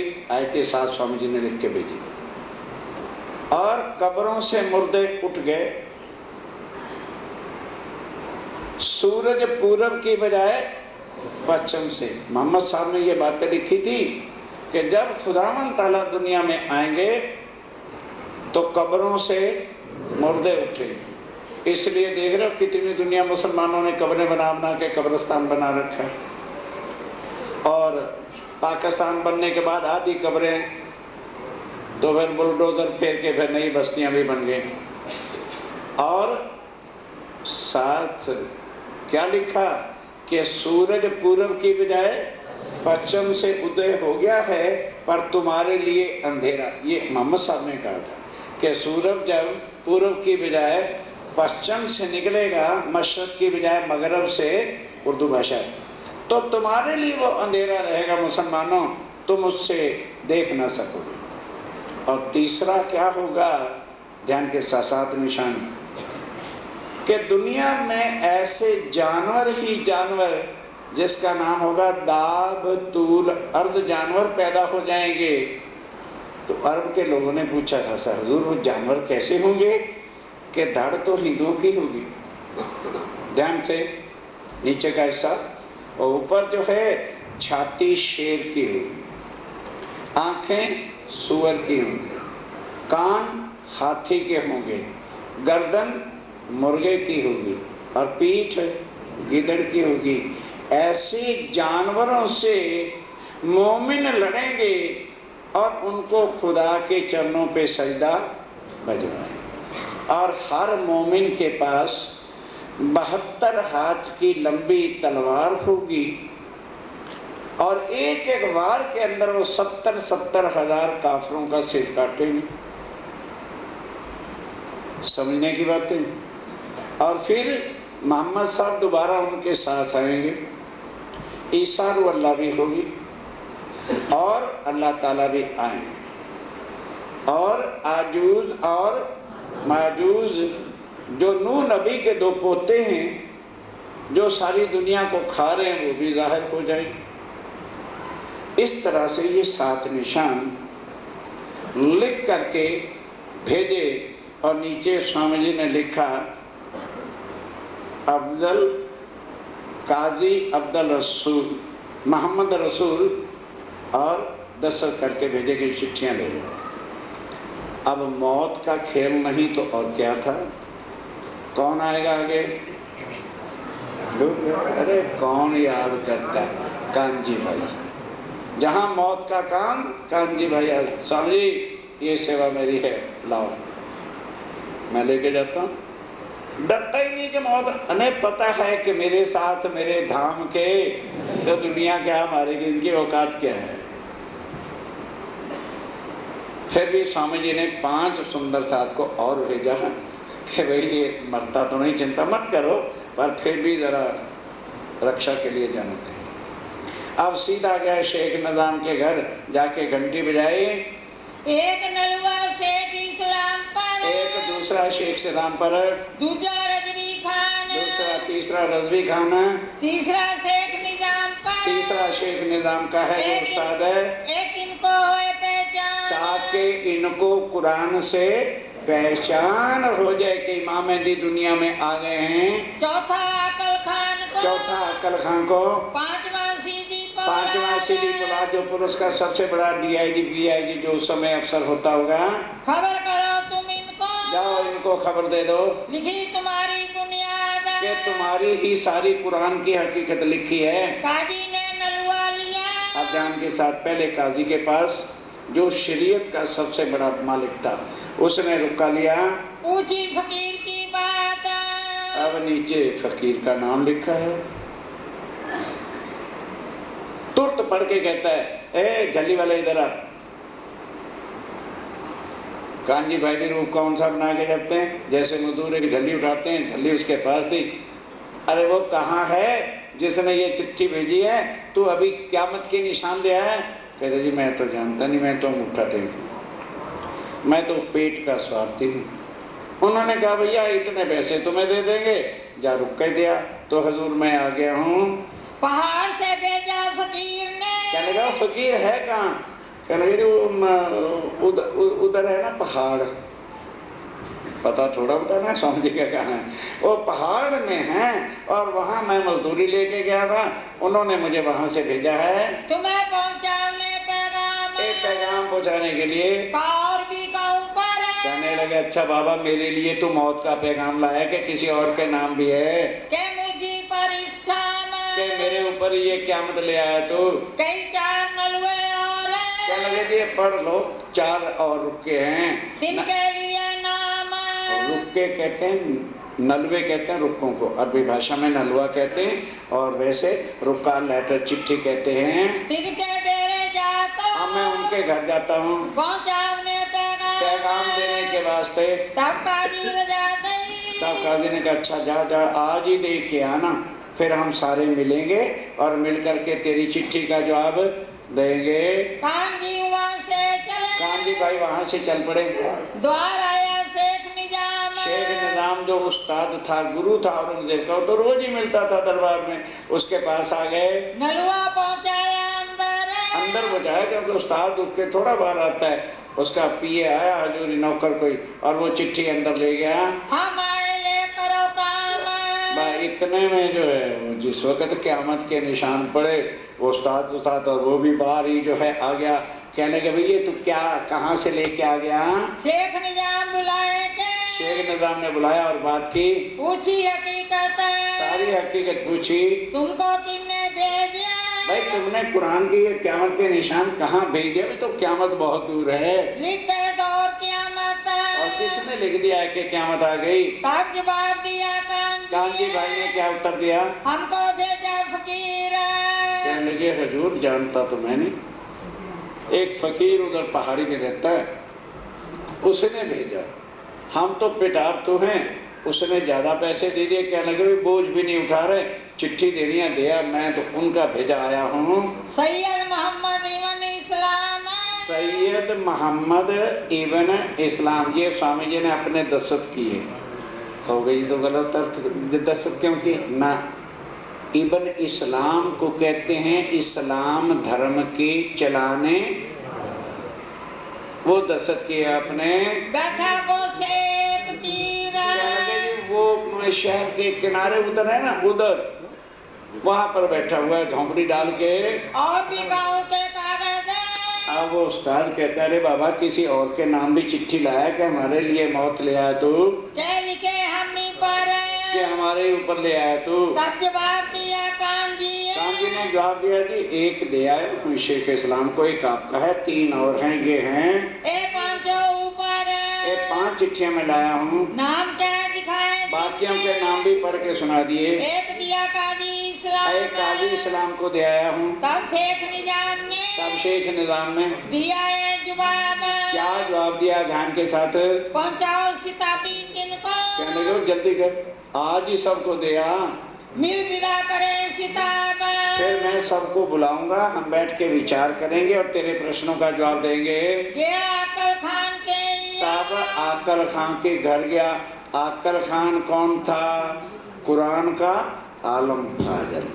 जैसे वेदांताचारी किसी की बात ना सुनते, अहंकार के घोड़े पे होते हैं, तो वो और भी जब्बर अरबी घोड़े पर सवार था। है ले आया क्या मतलब है? तू कौन होता है क्या मतलब लाने वाला? क्या मतलब भाई बहुत दूर है, मेरी उंगलियों पर कुरान नाचता है और आया मुझे सब सिखाने। चल ले जा, चिट्ठी वापस कर दे। कौन किया इनकार? इनकार किया। इनकार था वेदांताचार्य शास्त्राचार्य, सीख लेंगे चर्चा करेंगे, ये होता है सोच। कुरान की तालीम देता है और तालीम देने का ही अहंकार है कि मेरे जितना और कोई कुरान को, एक फाटक होता है मौत का। इतना अहंकार में पड़ी भी नहीं और चिट्ठी वापस कर दी।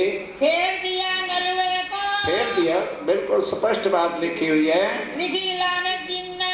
ये लानत है इल्मियों के ऊपर, ये लानत है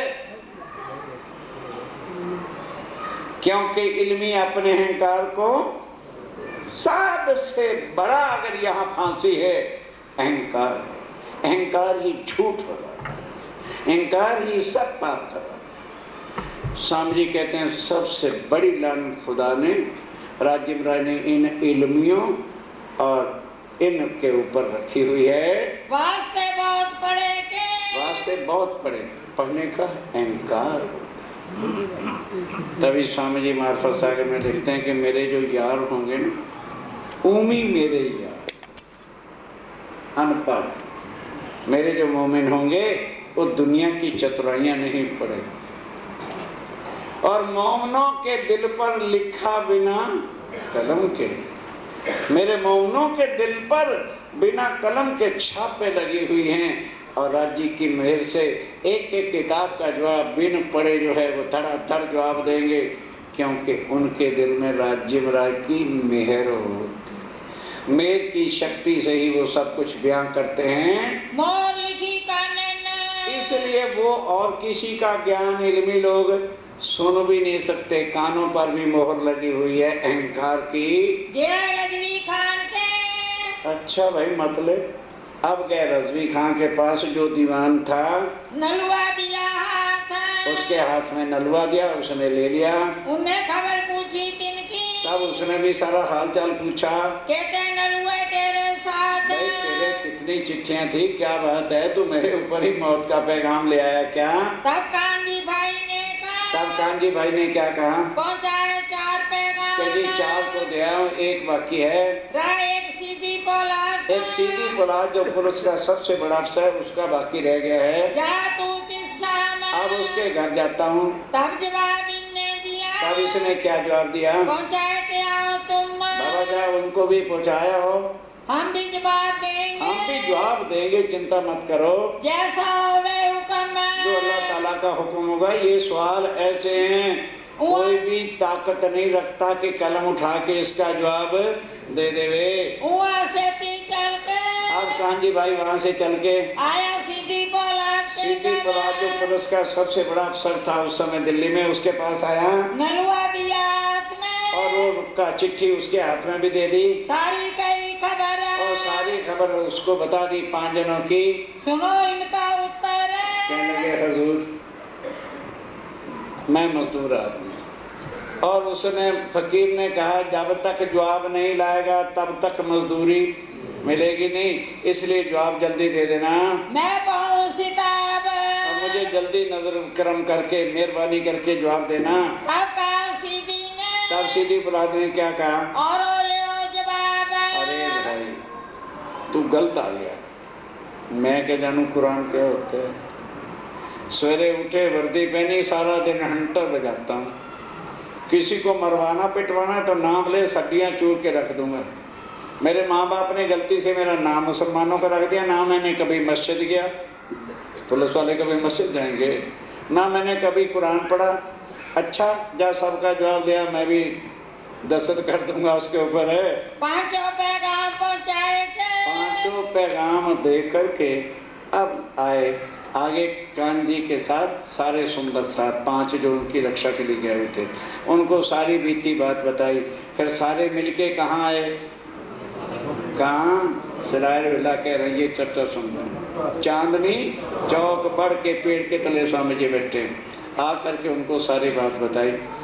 तो अब दूसरे दिन स्वामी जी ने कहा जा भैया जवाब ले गया। तब सवारे प्रातः ही उठ के फिर सबके घर, बस इस तरह से 15 दिन जब घूमे, वो उस पर डालता है वो उस पर डालता है। सारे कहते हैं भाई ये उस्ताद का काम है, हमारा काम। कोई कहता है शेख इस्लाम का काम है, वही सुप्रीम कोर्ट का सबसे बड़ा वो। करते करते 2 महीने काजियों के पास जो कुरान के वो थे, आज भी सवाल लिख लो और जाओ, आखिर कोई ना कोई तो मुसलमान दोस्त बन जाएगा, कहना जवाब दे दो। तब सोचा भाई अब क्या करें।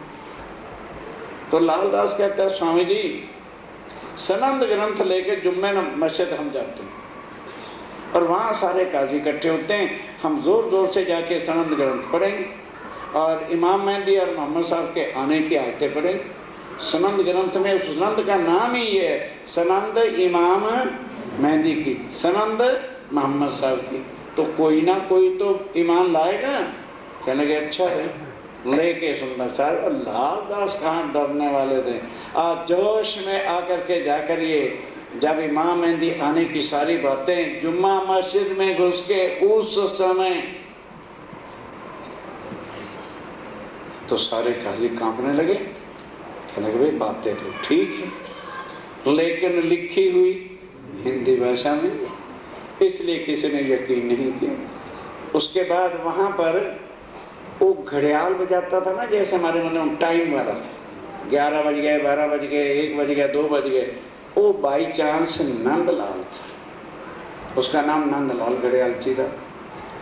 अब उसने ये बातें सुनी, कहते भाई कुरान की बातें करते हैं और हिंदू हैं।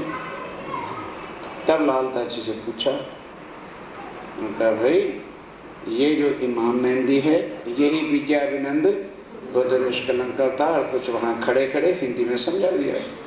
कहने लगे अच्छा मैं कल चांदनी चौक में दर्शन करने के लिए आऊँगा। अब नंदलाल परिवार से तो अपने भाई के साथ आ गए। 2 ही घंटे चर्चा सुनी तो आत्मा जागृत। जब एक बार चर्चा सुन ली फिर क्या सोचना, या तो किसी की मनगढ़ंत बातें हैं, वेदों से, शास्त्रों से, गीता से, भागवत से, कुरान से सब प्रमाण दे दिए कि कलयुग में जो आना था पूर्ण ब्रह्म वही प्राण। फिर संशय किस बात का, वहीं तारतम्य ले, वहीं बढ़ के पेट के तले।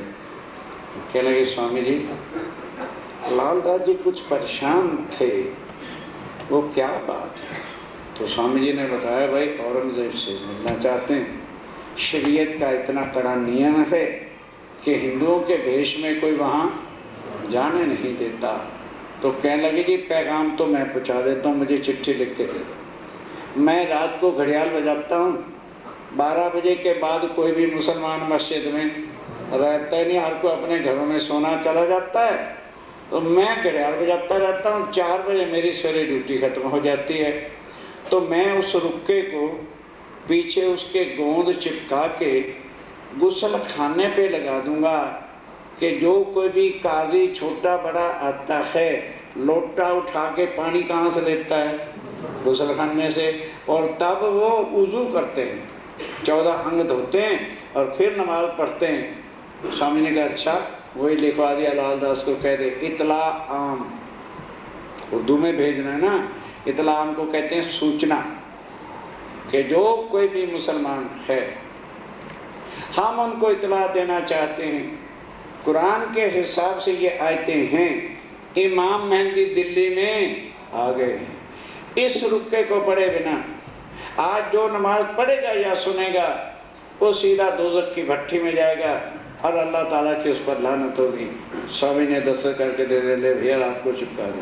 उन्होंने कहा जी ये कौन सी बड़ी बात है। और जब सारे रात को सो गए, गोंद पेश के साथ ले गया था, रख के रुक्का उल्टा किनारे गीले करके गोंद लगा के चिपका दी।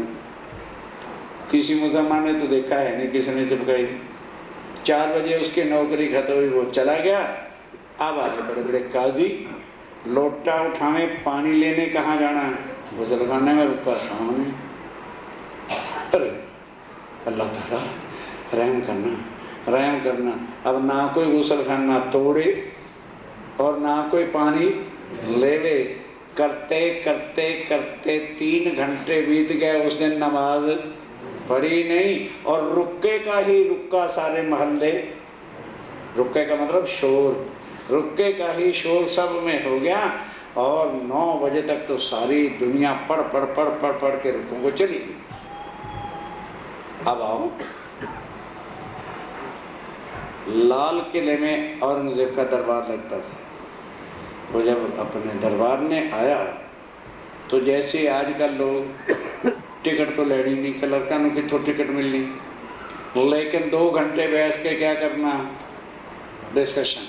फिर तेरे महल कौन खड़ा रहे, जोर कैसा है, रेल कैसी है, ना लेना ना देना, सीटों पर बैठ के ये बहसे करें।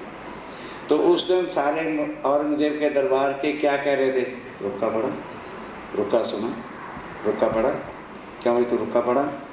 अब कोई औरंगजेब बहरा तो नहीं था। घंटी बजाई, वो शेख सुलेमान जो कहता था सोने बनाने का ढंग बता दो।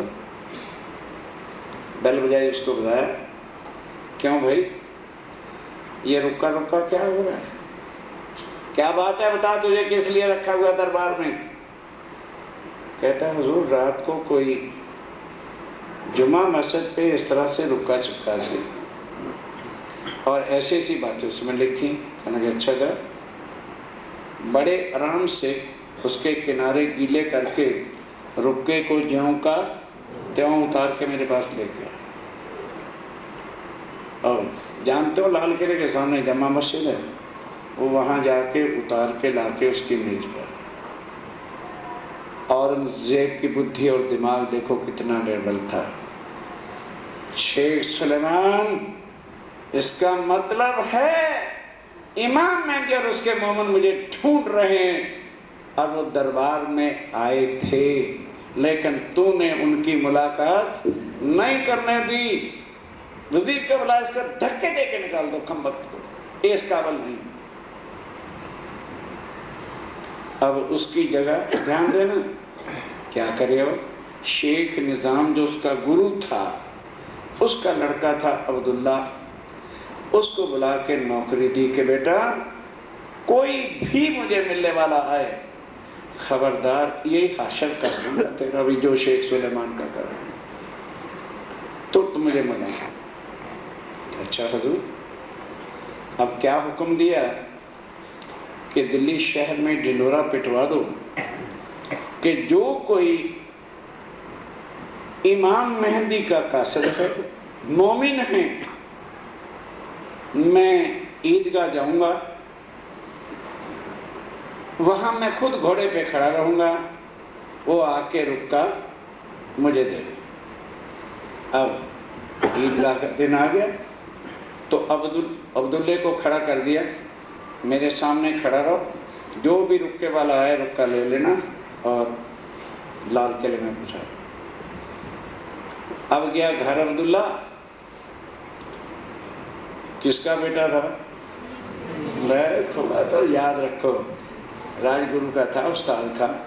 उसने कहा बेटा सोच समझ के ढिंढोरा पीटना, अगर हकीकत का पता चल गया तो तेरे भी अब्बा जान गए। सारी हकीकत बताई। कहने लगे फिर अब्बा जान करूं क्या? कहने लगे ढिंढोरा पिटवा कि दिल्ली की जनता को इतला दी जाती है जिसने कोई भी फरियाद, सीमेंट नहीं मिलता, सरिया नहीं मिलता, जो भी कोई तकलीफ है, बादशाह ईदगाह में खड़ा होगा, आके अपने सब प्रार्थना पत्र एप्लीकेशन दरखास्तें देना, मैं खड़ा रहूंगा, ले लूंगा। अब बादशाह घोड़े पे आके खड़ा हो गया थे। आती दिल्ली उठ के शिकायतों वाली, क्योंकि उस समय औरंगजेब के दरबार में कोई फरियाद कर ही नहीं सकता था। ऐसा मौका मिला, अब बादशाह खड़ा हैरान हो गया। इमाम मेहंदी के तो एक आदमी आता या दो आते, चार आ जाते, ये सारी दिल्ली आ गई है। फिर भी सब्र किया। अब ध्यान देना, उसमें लालदास और नरनदास भी चिट्ठी और रुक्का लेके जाएंगे। अब ध्यान के साथ सुनना, रुक्के वो लेता चला गया लाल निर्मल दास, लालदास जी और दो सुंदर सास चले गए, और वही जाके रुक्का हाथ पकड़ाया, ले गए अपना रुपा, एक रुक्का ले गए। रुपा लेते वक्त, बस रुक्का लेते वक्त अब्दुल्ला ने रुक्का पढ़ लिया तो खतरनाक रुक्का फाड़ा जेब में। अब लालदास जी के अब गुस्से का तो फिर ठिकाना ही क्या था, पड़ गया उसके गले। कहता है काफिर हो, औरंगजेब का डर नहीं तो उस अल्लाह ताला का तो डर कर, हमारी खातिर ये सब कुछ प्रोग्राम हुआ है, बादशाह हमारी खातिर खड़ा है। बस वो होते तो हैं, कहते जा जा, आया बड़ा बादशाह को कहने जा, बादशाह चला जा। अब राजी ने अभी वो समय नहीं लाया था, लालदास जी निर्मल दास जी दोनों दौड़े कि भाई आज बादशाह से ही पकड़ के जंजीर उसके घोड़े की बात कर लें। लेकिन उधर औरंगजेब ने भी घोड़े को एड़ी लगा दी कि चले कब तक खड़े रहेंगे, घंटा डेढ़ हो गया, रुक के सारे वहीं आएंगे, मैं पढ़ लूंगा। अब लालदास जी को और भी जोश चढ़ गया, बहुत दौड़े तो सही, पर बादशाह का घोड़ा और एक आदमी की दौड़े कैसे हो सकती थी, मुलाकात नहीं है। अब यहाँ से वो स्वामी जी को चिट्ठी लिखते, खुद नहीं जाते कि स्वामी जी बस अब हम इस काबिल नहीं हैं कि हम आपको शक्ल दिखाएं, क्योंकि कभी कुछ करते हैं, कभी कुछ करते हैं, छुप छुप के काम करते फिरते हैं, ये ऐसे काम होने वाला नहीं है। तब स्वामी जी ने कहा अच्छा तुम आ जाओ, बुला लिया। कहने लगे अच्छा बाहर चलो बाग में। बाहर एकांतिक बगीचा था, वहां सब सुंदर साथ को, दिल्ली वालों को भी और दूसरों को बुला, और क्या कहा कि देखो भाई, आत्माओं को जगाना है जो शरीयत और कर्म कांडों के फंद में फंसी, उनको निकालना है। औरंगजेब निश्चय करके परम धाम की शाकुमार के आत्म है, लेकिन काजियों की शरीयत के बारे में वो जकड़ा पड़ा है। तो जब तक इसके रूबरू जाके पैगाम ना देंगे तो काम होने वाला नहीं। तो रूबरू जाना तो एक मौत को चली देना, कैसे जाओगे? स्वामी जी कहते हैं मैं बता देना चाहता हूं, ये काम मरे बिना होना नहीं, लेकिन ये नहीं कि बस एक चीज बोलो श्री प्राणनाथ प्यारे की जय, अब बाद में कह दे जी हमने कोई जय करा थोड़ा बोला था, सबने बोला था, हमने भी बोल दिया। ऐसे जयकारे उस समय नहीं होते थे। स्वामी ने कहा जयकारा नहीं बोलना, 4 घंटे के तुमको इजाजत है। 4 घंटे के बाद दोबारा मीटिंग हुई और मैं एक एक को खड़ा करके पूछूंगा बोल तेरा क्या फैसला है, ताकि बाद में ना कहना को हमने को किसी ने पूछा नहीं था। ठीक, 4 घंटे के बाद फिर मीटिंग हुई। तब जो मोमेंट पहचान चुके थे कि ये मेराज ठाकुर का केवल कवर एक तन है, अंदर हमारे धाम के धनी बैठे हुए हैं, तैयार हो कि स्वामी जी या पैगाम दे करके आएंगे या फिर प्रणाम परम। हमें मरने से क्या डर है, ये तन है तो आपके चरणों में है, और मर भी गए तो कहाँ उठेंगे, परम धाम में, वहां भी आपके चरण कमल है, हम मरने के लिए तैयार। फैसला हो गया। अब स्वामी ने कहा अच्छा जाओ प्रोग्राम बनाओ, फिर जब तय कर लोगे तो मुझे बुला लो। तब लालदास जी ने पहुंच गए चांदनी चौक, ध्यान देना। और वहां सुंदर साहब को कहा देखो स्वामी जी के सामने सबने कह दिया अभी वक्त है, मरना है मरना, ये सोचो कि शायद मौत नहीं आएगी, बिल्कुल एक तरफ मौत है और दूसरी तरफ हम। अब कई डर गए, वहां तो हाथ खड़ा कर दिया था। कहते लालदास इतनी तू उतावल क्यों कर रहा है, तू बड़ा ही मोमिन है, जैसे हमारा राज्य पर विश्वास ही नहीं, ना करना ना करने ऐसे ज्यादा खतरनाक होते हैं। डिंगे भी मारते, तू बहुत ही दूर आ गया, तू खासी पर नाम का आ गया, क्या हमने राज्य पे मर सकते, तो फिर मरते क्यों नहीं। और कुछ ऐसे होते हैं अच्छा भाई तुम कर खिला लो, हमने भी राज्य पर अर्पण तो कर दिया है, राज्य जब आए हैं तो अपने आप ही ले। 3 तरह के मोमेंट लिखे। तब लालदास जी ने रातों रात पूछ लिया भी कौन कौन तैयार होता है, 12 मोमेंट तैयार हुए। तो रातों रात दर्जियों को लेके मुसलमानों जैसी पोशाकें कि भाई कुरान पर हमें विश्वास है, कुरान की बातों का हमें सब पता है, बीच में फाटक क्या है, धोती और कुर्ते का, यही तो मौत बनी हुई है, पहले उतारो इसको। और मुसलमानों जैसे सूथने, सिर पे रुमाल और 2 काली माला और उनका लंबा झापा पहनो, हद तक है। तैयार हो गए। अब स्वामी जी को कहा, चिट्ठी लिखी लालदास ने कि स्वामी जी साल भर से धक्के खा रहे हैं, एक जरा लड़ाई अब हमारी देखो, पर आपके हुक्म के बिना तो हम नहीं लड़ सकते, आपके हुक्म के इंतजार है। और स्वामी जी ने चिट्ठी पढ़ी, लगे मोमन तैयार हो गए। इतना यकीन। स्वामी ने कहा अच्छा लालदास जो तेरा प्रोग्राम है करना वही, पर मुझे आ जाने दो। रात को चिट्ठी पहुंची थी, सवेरे स्वामी जी पहुंच गए। अब ध्यान से स्वामी जी ने कहा लालदास क्या प्रोग्राम है, ध्यान देना। अब मोमनों का जवाब सुनो। कहते स्वामी जी कब तक बेवकूफ बना, प्रोग्राम हमारे से पूछते, हमारा सब प्रोग्राम आपके साथ है, हम तो एक जानते हैं मरना है आज, या आपका पैगाम दे के आएंगे या शक्ल नहीं दिखाएंगे। साल हो गया धक्के खाते हुए, कब तक इस माया से डरते रहेंगे, बस आपका हुक्म चाहिए और कुछ नहीं, तो हम कल ही चले जाते। कहने लगे अच्छा ये दिल से निकाल दो कि मौत आई, कोई बाल भी बिंका तुम्हारा नहीं करेगा, जाओ। कहते जी बस एक इच्छा और है कि माया में आए हुए हम भोग अपने हाथ से बनाना चाहते हैं, आपको अरुगा दें और आपके हाथों से प्रसाद, क्योंकि ये प्रसाद परम धाम है और कोई तो नहीं। ठीक। अब उन मोमनों ने अपने हाथ से, किसी ने दाल बनाई, किसी ने सब्जी बनाई, किसी ने रोटी बनाई, किसी ने हलवा बनाया, जो जो भाव आए, और कुछ बाजार से वैसे ही मिठाई मिठोई जो कुछ मिला ला के रखा, और बड़े प्यार के साथ आज इस दुनिया में उन्होंने भोग लगाया।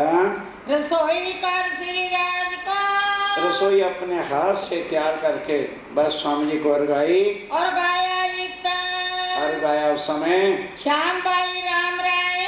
और लालदास जी ने क्या किया, श्याम बाई और राम राय को पकड़ा और स्वामी जी के चरणों में अर्पण किया कि स्वामी जी बस अब ये आप जानो और ये जानो। आके कदमों लग गए, कदमों लगे इन वक्त, कदमों लगे इस समय, कोई लियावत मिठाई को। अब जब रोगने लगे, कोई मिठाई बना या गरम गरम जलेबी बन रही है, भाग के आज खिला लो राज्य को, कोई कुछ लाता है, कोई कुछ लाता है, कोई और साज, कोई और सामान ले लेके भोग लगा रहा है। सब खुश हो करके जो है वो भोग लगाते हैं और गावत है श्री राज, और गा रहे हैं दामदनी को। इत खुशहाल होए के, अब स्वामी जी पे प्रसन्न होकर के अपने हाथ से सबको प्रसाद देते हैं रजा दई श्री राज, और रजा देते लालदास ये मुर्दनी दिल से हटा दे, पैगाम राज्य का लेके जा रहे हैं, माया का। वो सदा तुम्हारे सिर पर खड़े हैं, जाए पधारो एकांत। अब लालदास कहते हैं स्वामी जी कृपा करके दिल्ली छोड़ दो, क्योंकि बीच में किसी कार को लगे वहां हंटर बजने, और उन्होंने पूछा बताओ तुम्हारे स्वामी जी कहाँ पर है, तो कहीं एड्रेस बता दे तो हमारे लिए मरने का ठिकाना हो जाएगा। चुप्पे से कान में कह दिया कि कामा पहाड़ी जो मथुरा के पास है वहां जाके बैठ गए। और दो आदमी शेख बदल और कांजी ये आते जाते रहेंगे, जो संदेशा जो चिट्ठी भेजें सत्य मानना, और आपकी तरफ से जो चिट्ठी लाएंगे हम सत्य मानेंगे। बस स्वामी जी को वहां से भेज दिया, कामा पहाड़ी चले गए। अब ये मोमेंट तैयार होते हैं। अब क्या होता है, साथ सबे मिल बैठ के, सब जनों ने मिल करके लगे करने प्रयास, फिर सलाह मशवरा करने लगे। अब हमको क्या करना, अब जो है हमें क्या करना है। ये क्यों ले आवे ईमान। लालदास कहता है करना क्या है, औरंगजेब को ईमान दिला देना है कुरान पर के इमाम दी दुनिया में। बस हमने उनको सूचना देनी है। कायरों के दिल में अब कई डर गए, अरे बाप रे बाप, अब तो मरे। औरंगजेब के दरबार में जाना है, हिंदुओं का भेद जाते जाते बिस्मिल्लाह होके गर्दन कट जानी है। बड़ा जो बैठा डर, कायर लोग, बुज़दिल लोग, जिनका यकीन शरीर पर था, राज्य पर नहीं था, दिल में मुनाफिकी थी, बस दिल में मुनाफिकी आ गई। बनाए बातें करें ऊपर, इसलिए जिनके दिल में बेईमानी होती है ना, वही इधर उधर की बातें ठोका ठोकी करता है ताकि जान बच जाए। एक आशिक इन बात के, एक आशिक ये भी थे, स्वामी जी कहते हैं ऐसे भी मेरे आशिक तुम्हारे बीच में घुसे रहते हैं। आगे धरे कदम, और एक आशिक कहते, लालदास कहते हो बाबा जान छोड़ो हमारी, हम तो जाएंगे, चलो भाई जिन्हें चलना चलो। पीछे खड़े रहने वाले, एक पीछे रहने खड़े रहने वाले हैं। सौंपी अपनी आत्मा, कहते तू बहुत जानता है, जैसे हमने अपनी आत्मा को शिव जी के चरणों में सौंपा नहीं, जा जा जा तू चला जा, हमें भी राज्य ले जाएंगे।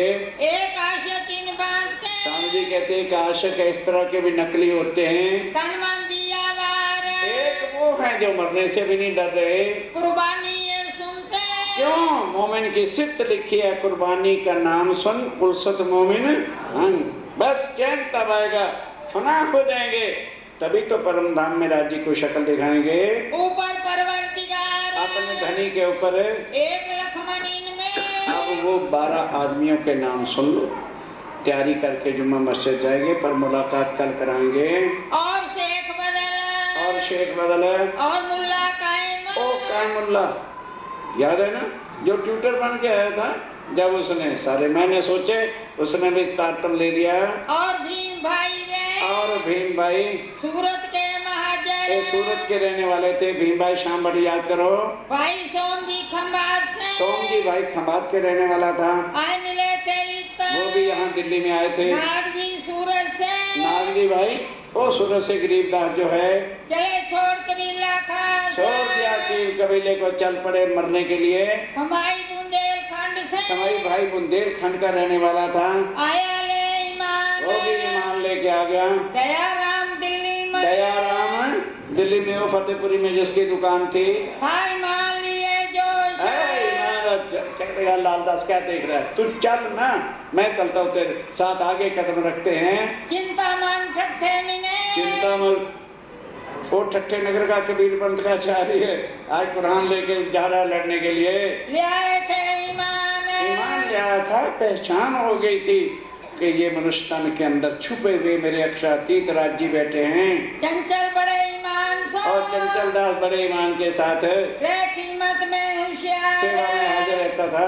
आज कबीला छोड़ सब के दिल्ली में सुंदर सा जो थे घर वालों को कह दिया, भाई हमारी अर्थी निकल गई, रो लो, हम तुम्हें रोक के जा रहे हैं, तुम मर गए। मिला परवरदिगार, बस वो भी सुंदर साथ की जमात में शामिल हो गए। बनारसी उगाई करे, और बनारसी दास दिल्ली में उगराई का काम करता था। काया ले आया ईमान, थोड़े दिन था ईमान लाया, पर यकीन पक्का यहाँ के ले कल तार तुम ले सानू पे सबक सिखाएंगे, तो अकल पे उन पत्थर, उनकी आत्म जागृत हुई, इसलिए थोड़े दिन का आगे बढ़ रहा है। और साथ बहुत है, और भी गिनती के बड़े साथ है, 12 जने निकले बस।